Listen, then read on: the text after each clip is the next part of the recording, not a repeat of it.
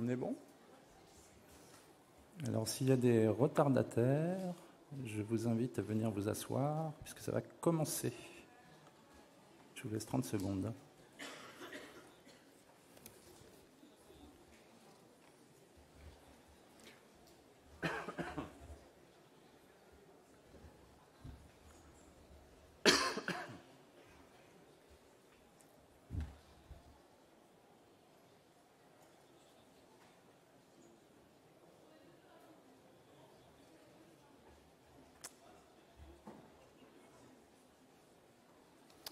Allez, on va commencer. Donc, bienvenue à tous et à toutes dans cette conférence plénière sur le bas carbone, le low-tech, la réversibilité, la circularité et les biosourcés. On a aujourd'hui, ce matin, une conférence donc, sur les JO 2024 et la réversibilité, puis une autre sur l'atténuation et l'adaptation au changement climatique. On va commencer sur la thématique des JO, c'est d'actualité. JO 2024 et réversibilité avec Alexandre Mahfoud. Il est SIM et BIM manager et coordinateur des maquettes du quartier du village olympique pour la Solideo. Je rappelle, la Solideo, c'est la société de livraison des ouvrages olympiques. Et rappeler aussi que le projet des JO 2024, dont on va parler en partie, via effectivement l'angle de la maquette numérique, c'est 70 ouvrages en construction, 80% livrés pour le moment, et que ces ouvrages seront pérennes puisqu'ils iront dans cette phase qu'on appelle la phase héritage. Voilà, je vais demander donc à Alexandre Mahfoud de venir me rejoindre et de nous présenter effectivement son travail sur la maquette numérique. Bonjour. Bonjour. Bonjour. Allez-y, c'est sur toi.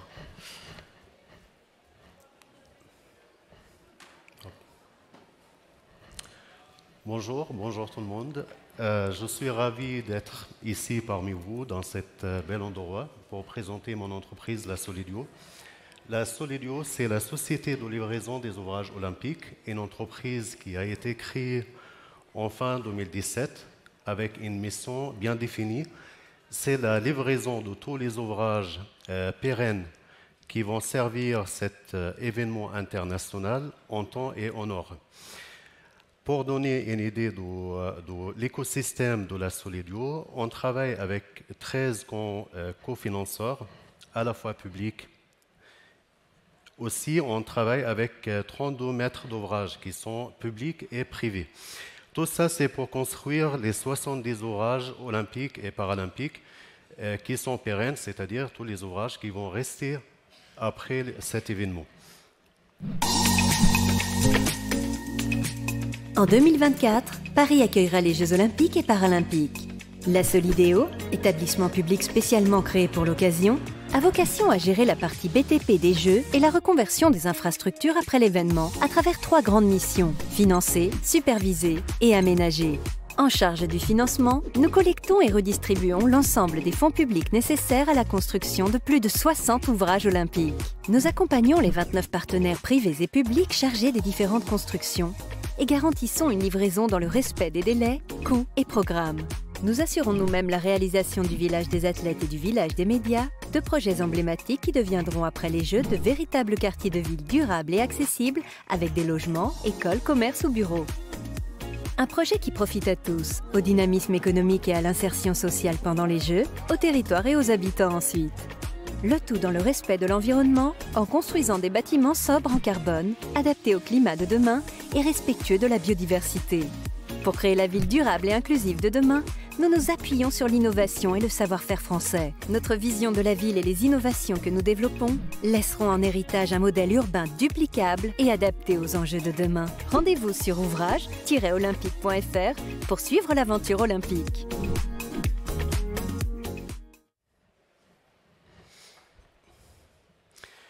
Pour donner quelques chiffres clés pour voir sur quelle envergure du projet on travaille, on fait des projets pour 10 500 athlètes qui seront accueillis à Paris. On a aussi 4 500 athlètes pour les Jeux paralympiques. On va accueillir également 25 000 journalistes. Quand la Solideo a commencé sa mission, on a mis en place des objectifs. se sont inscrits dans le cadre, ce qu'on appelle la Convention des objectifs, et qui sont, d'abord, on a l'excellence environnementale, c'est-à-dire baisser le bilan carbone pour les constructions, conserver la biodiversité. Deuxième objectif, c'est assurer une accessibilité universelle maximale pour l'ensemble des projets, à la fois la ZAC du village des athlètes, mais aussi les bâtiments. Troisième objectif, c'est l'insertion professionnelle et sociale. Et enfin, on a la démarche SIMBIM de l'entreprise. La démarche SIMBIM qui consiste à établir les maquettes numériques est à la fois un objectif à atteindre, mais aussi un outil qui permet de faciliter les trois objectifs qui sont l'excellence environnementale, l'accessibilité et l'insertion professionnelle. Pour la démarche SIMBIM de la Solidio, donc à la Solidio, on considère d'abord la maquette BIM comme une base de données pour le projet.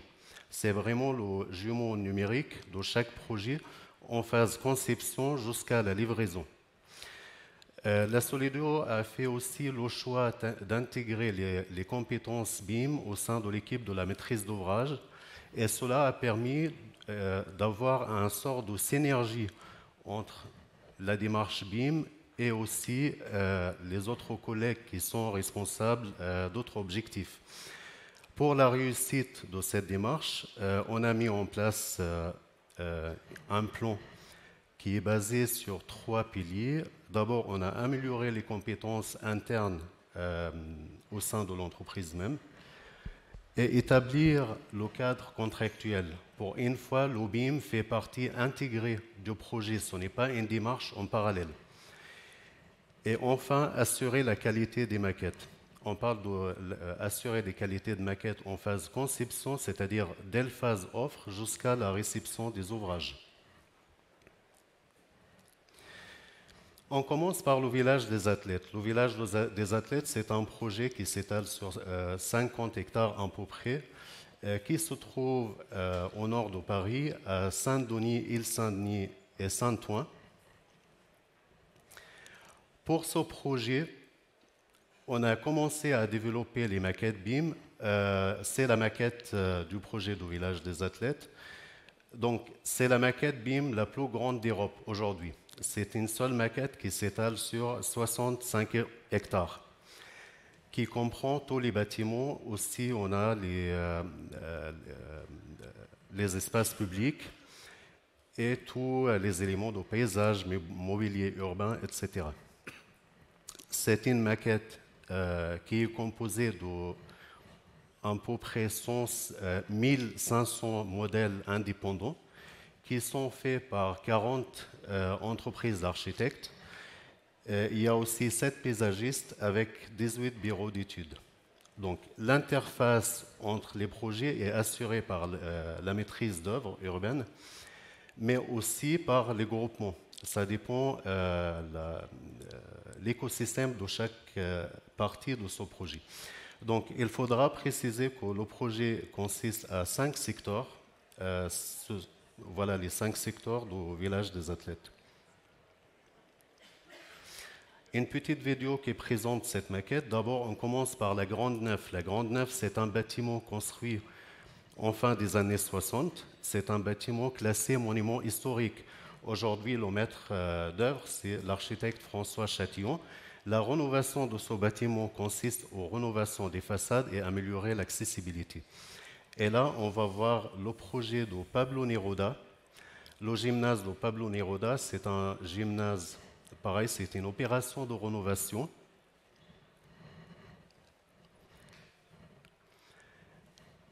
Et elle sera dédiée aux habitants de Saint-Ouen et les habitants du village des athlètes en phase héritage. Le groupe scolaire de Saint-Ouen, c'est un bâtiment neuf.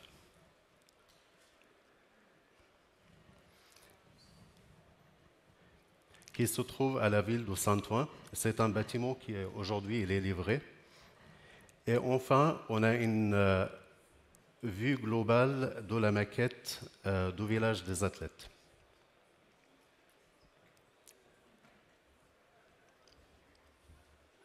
Donc on voit le mailles finaux avec les secteurs D et E. Un autre projet phare pour la Solidio, c'est le cluster du média. C'est un projet qui se trouve à la ville de Duny et le Bourget. Ce projet est composé de deux parties. Il y a le parc de sport, il y a aussi le village des médias, là où les équipes médiatiques ou les journalistes vont habiter pendant la période des Jeux olympiques et paralympiques. La colline de Lancourt, c'est un projet qui se trouve dans les Yvelines qui va accueillir les épreuves de VTT. Pour ce projet, on a également établi une maquette, c'est la maquette LIM, qui est considérée parmi les premières maquettes LIM à cette échelle en France. Pour la démarche BIM de la Grande Neuf, c'est une démarche BIM complète qui commence dès la phase programmation jusqu'à la phase réception. Pour la programmation et la faisabilité, on a fait le nuage de points avec la maquette de nuage de points. Ensuite, on a livré ça à l'architecte et c'était un outil très performant pendant la période de Covid. C'est-à-dire on a le nuage de points, on a une base de données du projet, on a tous les données sans devoir se déplacer jusqu'au bâtiment pendant la période de Covid. Donc, pourquoi le BIM? Ou bien pourquoi la démarche BIM? La Solidio, quand il a commencé sa mission, la volonté était de mettre en place toutes les technologies qui permettent d'accélérer la conception, aussi l'exécution du projet. On est vraiment très très limité par le temps. On a 4 ou 5 ans pour faire les 70 projets. Donc le BIM, c'était l'idée idéale qui permet d'atteindre l'ensemble des objectifs. Par exemple, en phase conception, on a une seule maquette qui représente les deux phases, la phase job, c'est-à-dire la configuration du bâtiment pendant la période des Jeux olympiques et paralympiques, mais aussi la période d'héritage. Et pour une fois, on est arrivé à avoir un permis de construire pour les doubles états. Ensuite, on a utilisé la maquette pour les analyses des offres pour analyser les offres à la fois en termes d'architecture et en termes d'analyser la typologie architecturale et l'insertion dans l'ensemble de la ZAC. On a également réussi d'intégrer la maquette au sein du système d'information géographique et cela nous a permis d'avoir un gain du temps jusqu'à 4 mois pour certains projets. 4 mois pendant la période de 4 ou 5 ans, c'est énorme. Ça représente à peu près 10% du temps du projet. Donc, un autre usage de la maquette, c'est analyser la synthèse ou voir la synthèse ou voir les interfaces entre les différents projets, surtout quand on a des projets ou des équipes de projets qui n'ont pas de lien contractuel. Donc la Solidio fait ce lien à travers de la maquette. On a réussi de voir l'interface entre ces projets. Et quand vous le savez, utiliser une maquette numérique, ça permet de gagner jusqu'à 20% parfois de l'économie de projet et aussi d'éliminer toutes les erreurs, surtout en phase exécution. Pour les ambitions, on utilise la maquette pour examiner l'accessibilité universelle. Et aujourd'hui, on est en train de mettre en place une démarche ou une plateforme pour le calcul des itinéraires inclusifs. On utilise la maquette aussi pour analyser l'ensoleillement du projet.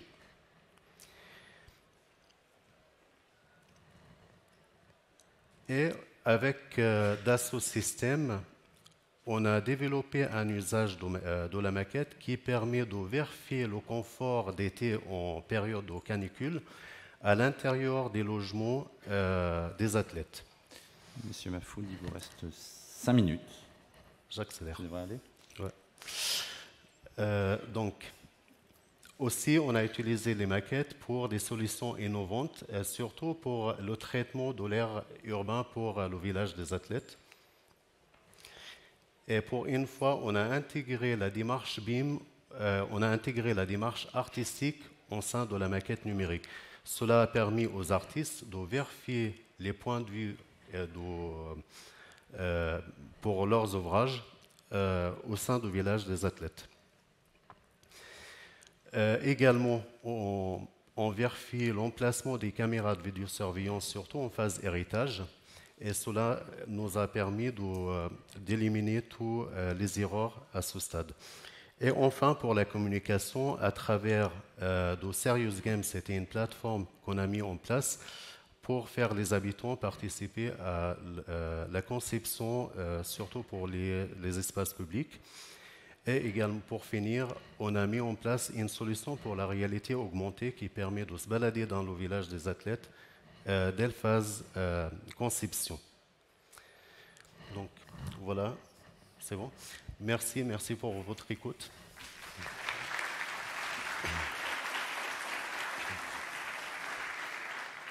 Très bien, merci Monsieur Mahfoud. Alors, est-ce qu'il y aurait une question ou deux dans la salle ? Normalement, il y a des hôtesses avec des micros, donc n'hésitez pas à questionner Monsieur Mahfoud. Profitez-en.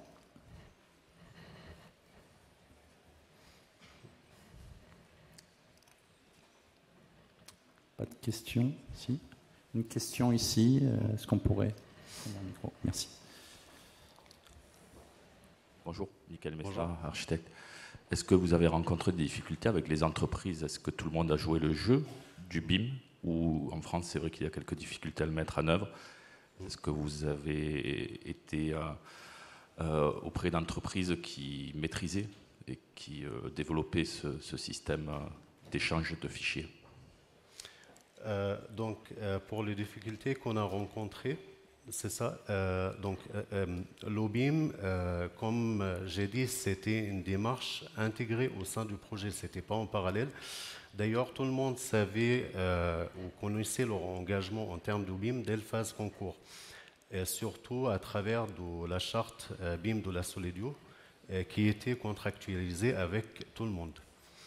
Et après, en termes de compétences, certes, il y avait des boîtes qui maîtrisaient l'outil plus que les autres, et ça faisait partie de notre rôle de faire un retour d'expérience permanent pour partager les solutions de tout type de difficultés avec tout le monde. Et cela a permis de monter les compétences en interne de chaque entreprise. Voilà. Bonjour, merci pour la présentation. Laurent Arnaud du CEREMA. J'avais une question sur... ce que je trouve assez remarquable, c'est que vous montrez que le BIM, c'est tout le monde pour un bâtiment le comprend, mais là vous avez fait des assemblages de maquettes BIM, donc un BIM de BIM. La question, elle est, est-ce que vous avez rencontré des problèmes d'interopérabilité entre les différents schémas? Comment vous les avez résolus? Et puis ma question plus ouverte, c'est vous avez embarqué quoi comme, est-ce que les usages, les matériaux dans votre maquette BIM, est-ce qu'il y a toutes ces données? Et notamment vis-à-vis de l'évolutivité des bâtiments qui est prévue après les Jeux Olympiques. Je parle du bâtiment de la presse, mais même ou des athlètes qui doit devenir des logements. Est-ce que dès aujourd'hui, vous avez les maquettes pour le futur? Juste, oui. Monsieur Mahfoud, la question est longue, mais la réponse sera courte, s'il vous plaît. Ok, ça marche. Par rapport à la question concernant l'interopérabilité entre les différentes maquettes, certes, il y avait beaucoup de problèmes au démarrage. On l'a résolu tout au début. Il faudra savoir qu'on travaille dans un cadre de marché public, donc on est obligé de recevoir les maquettes de tous les formats. Mais on a utilisé plutôt le IFC et on a résolu tous les problèmes, surtout le géoréférencement et l'aspect visuel de la maquette. Voilà. Et pour la deuxième partie, on le fait à la fin. Allez-y. On le fait tout à l'heure. Vous voulez continuer la réponse? Allez-y, je vous laisse 30 secondes. Oui. J'ai oublié la question. Non, mais on ne peut pas la répéter. On le fait à la fin. si ça ne vous dérange pas. Oui, d'accord, on reviendra dessus alors. Très bien. Okay. Merci, Monsieur Mahfoud. Merci. Je vais vous demander de vous asseoir, puisqu'on va inviter la seconde personne à venir à cette tribune. Donc,